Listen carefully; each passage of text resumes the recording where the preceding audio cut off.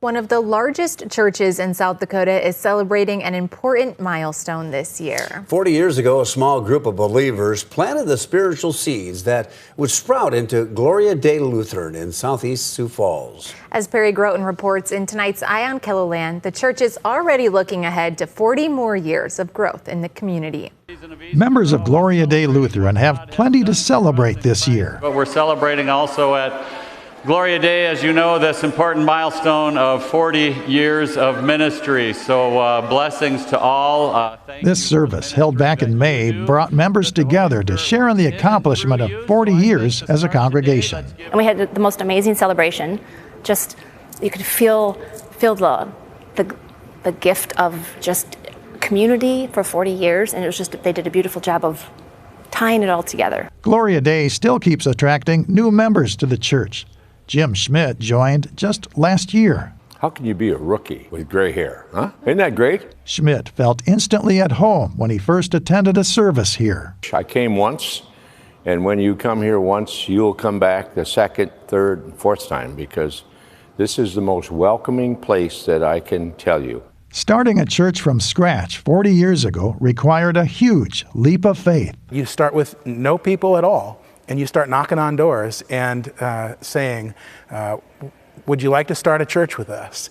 Enough people answered yes, and Gloria Dei was on its way. They began in Robert Frost Elementary School, moved for a short period of time after that to Prince of Peace Retirement Home, and then built their first unit on 57th Street. Like the Israelites of the Old Testament, the Gloria Dei members were in the midst of their own 40 years in the wilderness. The east side of Sioux Falls, southeast side of Sioux Falls, 40 years ago, there was nothing here but cornfields and gravel roads. 57th Street was a gravel road back then, and there was nothing out here but farm sites. Gloria Dei moved into a new church farther east on 57th Street in 2011, where membership has since doubled. The congregation at that point was about 2,000 members. Currently we're about 4,000, and just a multi-generational place. Those earliest generations at Gloria Dei possessed the foresight to locate their church in a part of Sioux Falls that was on the verge of explosive growth. It doesn't surprise me that this church now is surrounded by people. I mean, by homes, by everything, and you got commercial that's coming out here. So it's in an ideal spot.